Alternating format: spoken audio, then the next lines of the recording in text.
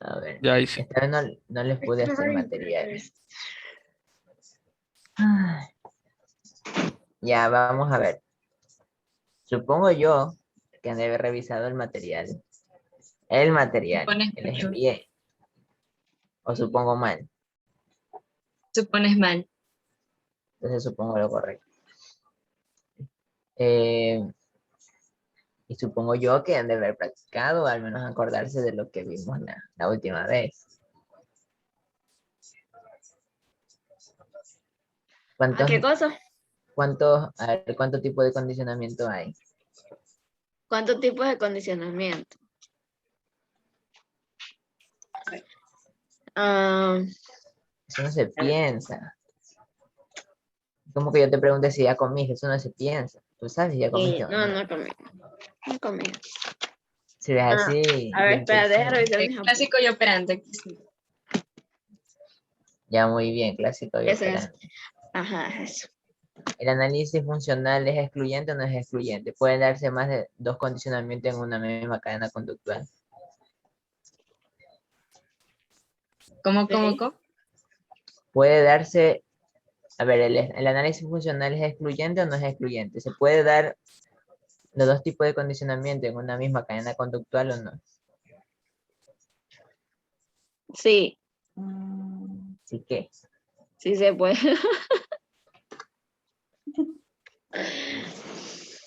Ok, a ver. ¿de cuántos términos es el condicionamiento clásico? ¿De cuántos? Términos o variables, aparentemente. Estructura. Este.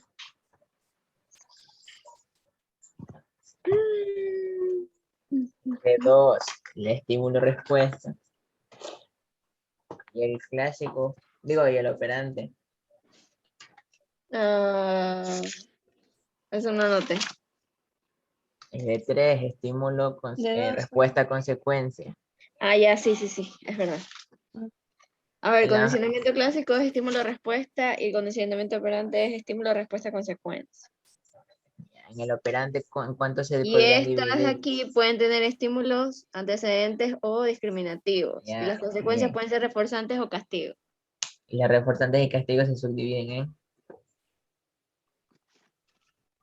Ya no me acuerdo. Me castigo acuerdo. positivo, negativo, reforzadores positivo, negativo. Positivo, negativo, positivo, negativo. Ya. Positivo, positivo. O sea, Ujú. Ok. oye, ¿qué Ya me muy, hiciste? muy bien. A ver. A ¿Quién ver, es F de feo? la exposición, ¿qué? ¿Quién es F de feo? Ese es Andrés.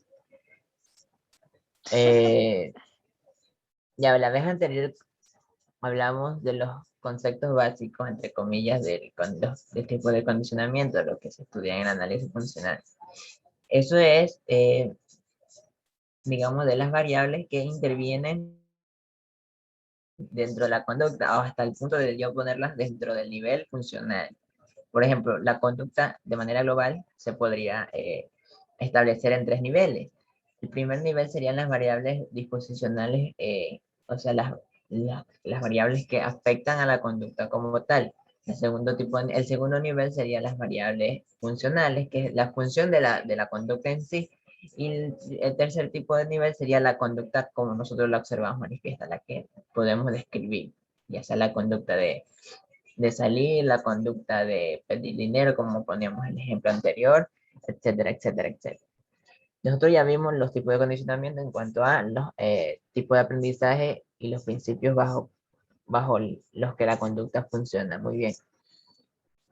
Un análisis funcional nunca va a estar completo si no se tienen en cuenta las variables disposicionales, porque son estas las que rigen en cierto sentido muchas veces una conducta o dificultan el que se dé una conducta que nosotros ya la tengamos analizada o tal vez establecida o queramos analizar.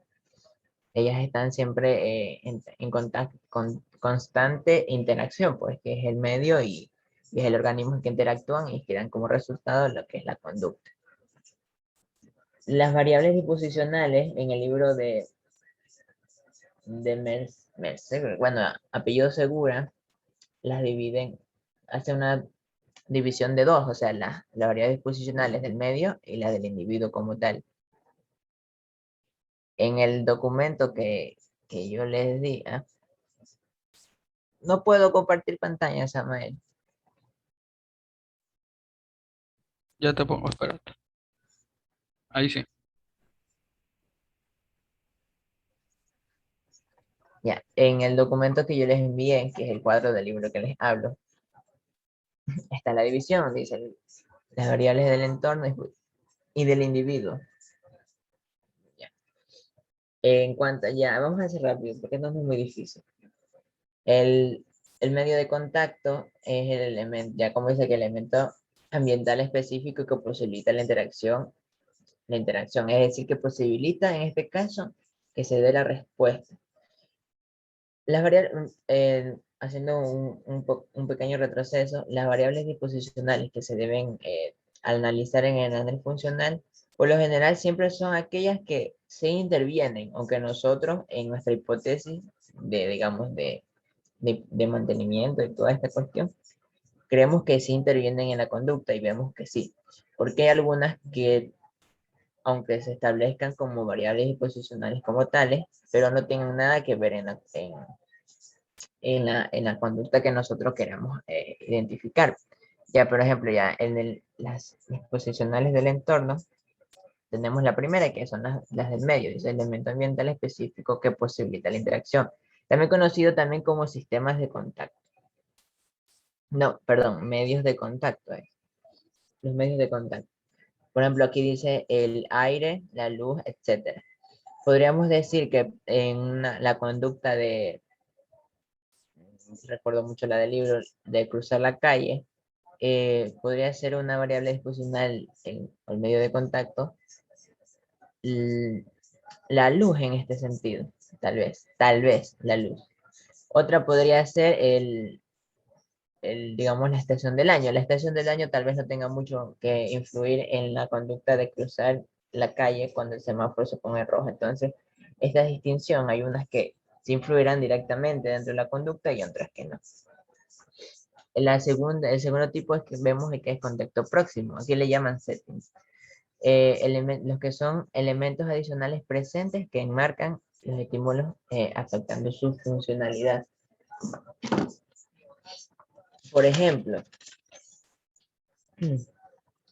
es como la interacción, configuración o disposición de los objetos, las personas y los hechos dentro de una situación. La conducta de, proponían el ejemplo de un chico en un partido de básquetbol. La conducta de anotar no sería anotar, de realizar un pase a su compañero, ya, esa conducta. El contexto próximo de la variable disposicional de contexto próximo en esta conducta sería, en este caso, los compañeros que se encuentran a su alrededor, porque el hecho de que estén a su alrededor facilita de que se dé la conducta de dar un pase. Yo estoy con anotar un pase, de dar un pase. Esto es lo que facilita, como vemos, mira, la disposicional en este caso facilita el hecho de que se dé este tipo de conducta. Asimismo, el contexto amplio dice elementos más inespecíficos y lejanos que afectan al contexto próximo y el estímulo. El contexto amplio en este caso, o en el contexto lejano de esta misma conducta de dar un pase, podría ser el hecho de pasar a las finales de este campeonato de básquetbol, porque también incide en la probabilidad de que se dé esta conducta, en la conducta del pase. Aquí tengo que son elementos no tan próximos y definitorios de la interacción, son elementos temporales y espaciales que de forma amplia afectan el gran número de interacción, como puede ser el clima, la ciudad, el país. Miren, dicen temporales y espaciales. En el ejemplo que les ponía ahora, el hecho de que la final no se esté jugando, digamos, en ese momento, igual incide en la probabilidad de emisión de esa conducta, porque está, digamos, sería como un reforzador temporal. Mm, un reforzador distal, no en el momento, o sea, inmediato, sino totalmente tardado, en caso de ganar ese partido. Entonces, también influye en la probabilidad de emisión de esa conducta. Y otro variable disposicional en la que para mí al menos en nuestro contexto, ejerce mucha influencia es los valores sociales. Son los códigos, normas, reglas y convenciones de cada grupo social. Cuando se le hace la anamnesis al paciente, bueno, desde el análisis funcional del cliente, por lo general suelen decir que ciertas conductas, cuando dice me siento como tal, o suelen hablar de religión, yo pienso esto porque así me han educado. Entonces los valores culturales, ya sea como propios de la cultura, o sea del grupo familiar, o sea de la religión que profesan esta persona solo, también su grupo familiar, influyen en la probabilidad de emisión de su conducta, ya que estas las rigen. Los valores, las normas y todas estas cuestiones, desde el análisis funcional, son establecidos como una secuencia operante que facilita la acción. Son como las reglas que nosotros teníamos. Por ejemplo, el ejemplo que yo les proponía la vez anterior, la de una regla explícita sería, o lo que significa la regla del hecho de ver un signo de una imagen de no fumar. Este símbolo del cigarrillo atravesado por este círculo rojo y toda esta cuestión ya establece una conducta, o sea, que se deba realizar una conducta, es decir, no fumar, porque de fumar tienes que o recibirás esto, ya sea un castigo por medio de un estímulo social aversivo, ya sea la reprimenda de guardia de seguridad si se trata de un local, o la vista, digamos, el que sea mal visto por parte de todas las personas que se encuentran ahí aún, y todos sabiendo que no se puede fumar en ese lugar. Entonces, las reglas, los valores, las normas, son como cadenas conductuales que ya están establecidas o que se establecen y que facilitan la acción. ¿Por qué? Porque uno ya sabe la consecuencia o el reforzador positivo que atañe este tipo de normas, independientemente de que no hayan, digamos, ensayos anteriores, porque hablábamos en el condicionamiento operante de que las consecuencias son las que rigen la probabilidad de emisión de una conducta, y debería ser así en todos los casos, pero la excepción son las reglas. Las reglas no, digamos, saltan esta regla porque, valga la redundancia, no es necesario que haya ensayos anteriores para uno seguir, para uno llevar a cabo esta secuencia conductual, porque ya tienen implícitas las consecuencias, entonces uno ya las sabe y no necesita, como quien dice, arriesgarse a emitir esa conducta para ser castigado en algunos casos o ser reforzado en otros. Bueno, porque de ser reforzado, por lo general, la conducta entonces sí se va a emitir. La regla por lo general siempre es que eh, oprimen la conducta, o sea, no se puede hacer cierta cosa porque vas a recibir cierto castigo. ¿Ya? ¿Alguna duda hasta ahí? Sí, el medio de contacto es como, o sea, ¿cómo es esto de el aire para oír, luz para ver? Ya. Es que el medio de contacto tiene que ver con los sistemas de contacto, que es en lo que es el individuo. ¿Por qué se habla de medios de contacto? Porque, o sea, hablamos de que la conducta se da por interacción del organismo y su ambiente. El ambiente tiene ciertas características que propician o no que se dé determinada conducta, o que se dé de manera, digamos, correcta o sin dificultades. Por ejemplo, eh, la conducta, hablamos de la misma conducta, la conducta de cruzar un semáforo. Ya.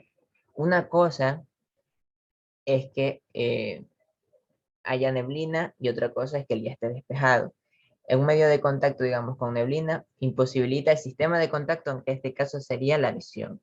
Por tanto, es muy improbable que se dé la conducta de cruzar la calle, ¿no es así? En cambio, si hay otro medio de contacto en esto que facilita la emisión de la conducta de cruzar la calle, como puede ser un día despejado, obviamente, se ve claramente en la calle, entonces facilitará a través del sistema de contacto, en este caso serán los ojos, eh, la conducta de cruzar a la calle. ¿Sí me entiendes? ¿Sí me entiendes? Es como las características del contexto que permiten que se dé esa conducta. En este caso, como les digo, la que nosotros queramos analizar. O en muchos casos es como que muy, muy sobreentendida que a veces no se toma en cuenta. Por eso les digo que se tienen que poner las que creamos que influyan de verdad, que de no estar esta no se va a dar la conducta, porque hay otras que no tienen nada que ver o que tengan que ver, pero no influyen dentro de esa secuencia funcional y no tienen por qué estar siendo analizadas.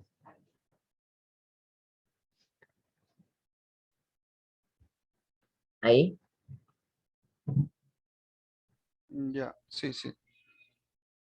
ya, entonces vienen las del individuo, que esas sí son mucho más extensas.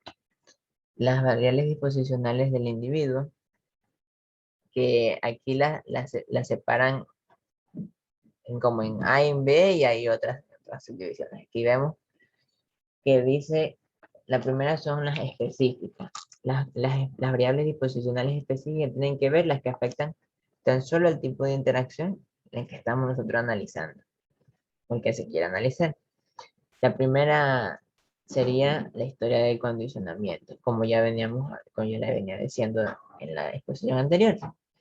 La historia de condicionamiento es el resultante de todas las ocasiones en que se dio este tipo de interacción en el pasado del sujeto. Ejemplo, una interacción con un resultado repetidamente aversivo, o sea, por castigo, tendrá menor probabilidad de ocurrencia que otras frecuentemente reforzadas, aunque las dos hayan sido reforzadas en el presente ensayo. Es decir, haciendo tangible este ejemplo, una conducta digamos, una conducta verbal asertiva que haya sido castigada a lo largo de la historia de aprendizaje del individuo, más que todo en el contexto laboral, y si ha sido castigada, entonces esta ya dudosamente va a verse emitida. Pero en algún caso, en algún ensayo que haya sido propiciada, o en este caso, influida de manera, por una intensidad del estímulo, o sea, el hecho de preguntar directamente a esta persona y que emita una respuesta asertiva, aunque en el pasado, no, a ver, aunque la emita en ese momento, aunque la emita en ese momento, y sea recompensada en ese momento, es improbable de que vuelva, o es muy poco probable que vuelva a emitirse esa conducta, porque en el pasado del individuo ha sido siempre castigada esta conducta de ser asertiva, la conducta verbal asertiva. Obviamente, como me les mencionaba en la exposición anterior, si se puede romper, si se establece un proceso de contracondicionamiento y se dan reforzadores constantes a esta respuesta, ya se eliminará este toque aversivo y ya se connotará un estilo más apetitivo, por tanto, se volverá o será más probable en un futuro de que se dé esta conducta. Es decir, una conducta, ¿Podrías dar un ejemplo? Que mi a mente ver, explotó ahorita. Explotó. ya dice, historia de condicionamiento de la interacción. Bueno, ahí dice privación y sensación, ¿cierto? Eso me olvidé decir en la clase anterior. Ya, a ver, una conducta en el presente, independientemente, o sea, que nosotros la veamos o no, pero si la queremos, digamos, queremos que aparezca.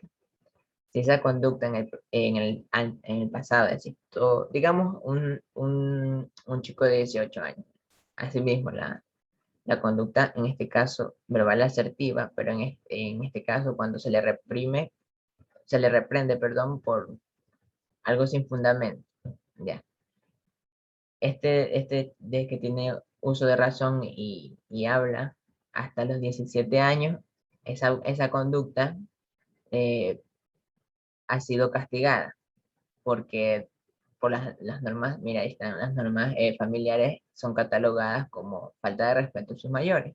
Entonces, como ha sido castigado a lo largo de todo, casi 17 años, o, bueno, no tanto porque el uso del habla, es muy poco probable que en otras situaciones, es decir, generalización, yo qué sé, una discusión con un amigo, en un debate en clase, es muy improbable que aparezca esta conducta de ser asertivo, cuando se lo regañe por algo que no tiene, él no tiene la culpa.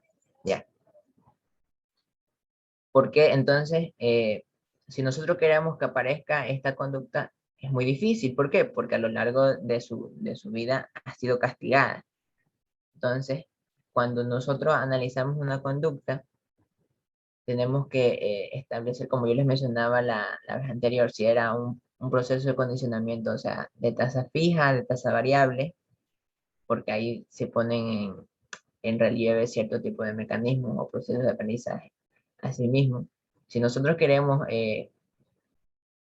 entrenar, por lo general, cuando hay déficit en las habilidades sociales, podría ser en agorafobia, estas vainas, ahí es por una disminución en conductas asertivas, ¿ya? Si nosotros queremos, por lo general, el objetivo terapéutico ahí sería el aumentar la probabilidad de emisión de conductas asertivas. En este caso, conductas verbales asertivas en un contexto en el que se le reprenda por algo que él no tiene la culpa.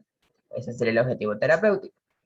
Pero nosotros, digamos, con encaminar la terapia para ese lado, nos quedaríamos cortos, porque si sabemos que su historia de condicionamiento nos refiere de que esta conducta que nosotros queremos que aparezca más, para que se enderece, digamos así, este problema que tiene, de habilidades sociales, es casi imposible porque ha sido castigado siempre. Entonces, sabiendo que siempre ha sido castigado en el pasado esta conducta, nosotros ya tenemos que como que poner en marcha o emplear ciertas técnicas de que le quiten, y aquí ya vamos a otra parte, que le quiten este tono aversivo a este tipo de conductas para que sí se puedan emitir. No sé, creo que hice más igual. O sea, tenemos que siempre ver que si la conducta que queramos, ya sea modificar, que aprenda el sujeto, porque recuerden que el condicionamiento operante crea nuevas conductas, no como el clásico, que son respondientes, son por lo general fisiológicas o reflejas. Entonces, siempre tenemos que tener en consideración la historia conductual del individuo. Porque si nosotros Oye, decimos, y esto de aquí es para los dos, o sea, para ambos, para clásico y para operante, ¿verdad? mm, O sea, lo del entorno y lo sí, del individuo, estas variables disposicionales. ah, estas variables, y es que quedarían, bueno, por lo general es operante, sí, Ah, ya. sí. Entonces, si nosotros queremos, o sea, propiciar una conducta, tenemos siempre que averiguar si esta conducta a lo largo de la vida de este individuo ha sido castigado o no, para saber si va, digamos, como que se nos dificulta más que se dé o que no se dé. Ya, así resumida cuenta. Por eso siempre yo les hablaba de la historia de condicionamiento, la historia de aprendizaje del individuo. Entonces, es casi como decir, pero no sería muy acertado, de que los viejos no aprenden nuevos trucos, casi como así. Aquí mencionan dos conceptos, que es la privación y la asociación. Ya me olvidé de explicarles esto en la exposición anterior. La privación simplemente es cuando se quita un estímulo a un individuo. Digamos, el quitar este estímulo al individuo por lo general aumenta la probabilidad de emisión de la conducta que solía desencadenar dicho estímulo. Esto es fácilmente reflejado, por ejemplo, en las conductas de anorexia. Ellos mismos se privan del estímulo de la comida, durante ya sea a lo largo del día o varios días. Pero miren, como digo, se priva de este estímulo porque este mismo estímulo desencadena la conducta de comer. Y si yo digo de que cuando la privación provoca la final o aumenta la probabilidad de emisión de la conducta, quiero decir que entre más días pasen esta persona sin comer, mayor probabilidad de emisión va a haber de que se emita la conducta de comer, en este caso en mayores cantidades. Por lo general es muy fácil de ver este proceso con reforzadores y estímulos primarios, es decir, con lo que tienen que ver con alimentos, necesidades básicas, como el sexo, y así cuestiones similares. Para otros estímulos o reforzadores secundarios, como puede ser el dinero u otro tipo de actividades, también se puede dar. Es así como por ejemplo, con las relaciones sexuales, entre más, digamos, hay, ¿cómo se llama esto? Se abstiene, ¿no? Así es el término, ¿no? O sea, ¿sobre qué? Sobre no tener relaciones sexuales. La abstinencia. Eso. Abstenerse. Sexo, sexo, sexo. Entre más se abstiene, o sea, mayor probabilidad hay de que se dé la conducta, en este caso, de mantener relaciones sexuales. Y lo curioso de la privación es de que, o sea, entre más se priva de un estímulo, este estímulo va a tener más connotación apetitiva. Digamos que en el caso de la anorexia, digamos que una dona, se le va a privar de una dona. La dona, o sea, comiéndola normal, digamos que comía una dona por día. La dona en una escala del 1 al 10 tenía un valor apetitivo de 2, ya, pero se le va a privar este reforzado, este estímulo. Si se le priva, digamos, por 4 días, como le digo, va a aumentar la probabilidad de emisión de que se dé la conducta de comer, pero también va a aumentar el valor apetitivo de este mismo estímulo que ha sido privado. Ahora ya la dona no va a tener de la escala del 1 al 10 un 2. Es posible que ya para la persona suba a un 8, y por esto que cada vez es más probable que sea la conducta de comer, y en este caso de comer en exceso. Cuando se priva de algo, por ejemplo, es más, como que se lo quiere más, así en términos coloquiales. O sea, sería como que por la privación se llega a la saciación solo por privarse, por abstenerse. Todavía no hemos hablado de ese exceso. Pero por eso te pregunto. No, no, solo estamos hablando de privación. Ah, ya está bien. En cambio, la saciación es, y por lo general se nota mucho más con estímulos y reforzadores primarios, como las comidas, es cuando un estímulo pierde su valor apetitivo como tal y deja de influir como reforzador en una conducta, o deja de ser ese estímulo que desencadena tal conducta. ¿Y por qué digo que es por lo general en esto de los reforzadores primarios como la comida? Por ejemplo, digamos que a Juanito yo le decía, si haces la tarea, te doy un chupete. Y Juanito realizaba la tarea. ¿Por qué? Porque el chupete representaba un reforzador que a él, digamos que como que a él lo movía para que realice la conducta. Muy bien. ¿Qué pasa esa asociación? ¿Cómo es esa asociación en este caso?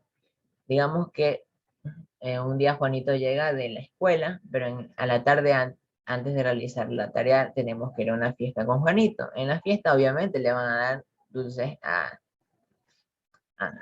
por doquier.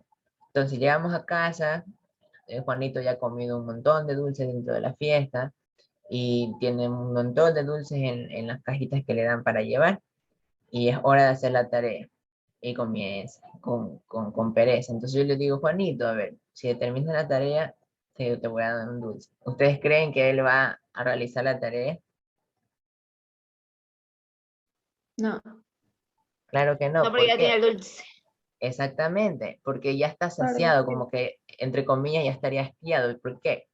Porque ya este estímulo no representa ese mismo nivel de ser apetitivo. ¿Por qué? Porque él ya lo posee, ya ha ingerido varias cantidades de él, ya no resulta atractivo para él, al menos en ese tiempo, al menos en ese día. Cuando ya se le acaban los dulces, luego de un tiempo, ahí volverá el mismo nivel de influencia que tenía ese estímulo. Por eso digo que es más fácil de ver, digamos, la asociación con cuestiones de alimentos. Prácticamente, como que la privación aumenta la apetitividad de un estímulo, en cambio la asociación no, la disminuye. Son procesos que se tienen que tener en consideración, porque si nosotros estamos bueno, igual ustedes no sé, bueno, qué corriente se vayan, pero en alguna terapia y todas estas cuestiones, en algún reforzador, puede que el contexto facilite mucho este reforzador, por tanto la persona puede llegar a estar saciada y no influye en nada de lo que nosotros estamos poniendo en ese, digamos, plan terapéutico. Entonces por eso se tiene que tener mucho en consideración esto, porque estaremos nadando en arena, es por gusto. ¿Cómo que se prefiere la privación? No es como que se prefiera, son procesos que se dan, procesos que están presentes en cuanto a los estímulos y tenemos que tenerlos en consideración, como digo, pues, si dentro de nuestro plan hay un cierto tipo de reforzador y nosotros le hemos hecho el adecuado análisis funcional y vemos que esta persona no está corrigiendo su conducta y es porque el reforzador no está ejerciendo ningún control. ¿Y por qué no está ejerciendo ningún control? Porque casualmente en el contexto en que este se desenvuelve, el contexto facilita mucho este reforzador. Entonces, no tiene este nivel inductor, por decirlo así, que mueva, a que dé paso a una conducta adaptativa. Entonces, por eso hay que tener en cuenta estos procesos. Ahí ya vienen, estas son las Espérate, una pregunta. O sea, por ejemplo, el ejemplo que tú ponías de la anorexia o me imagino que la bulimia, eso sería en cuanto a la privación. Sí, Ah, ya. Ah, dice Samar que faltan 4 minutos. ahí Entonces ya me no fijé. salió. Ahí entramos al mismo y Ya. cuando se acabe, cuando se corte. Ah, ya. Ah, pero ahí tenemos que esperar porque No, porque si no se corta el video, algo así, ¿no? igual tenemos que esperar que se le descargue el video. A ver, Samar, habla. Ya, pues ya ahorita finalizo, esperamos y las aviso cuando ya entre. Ya.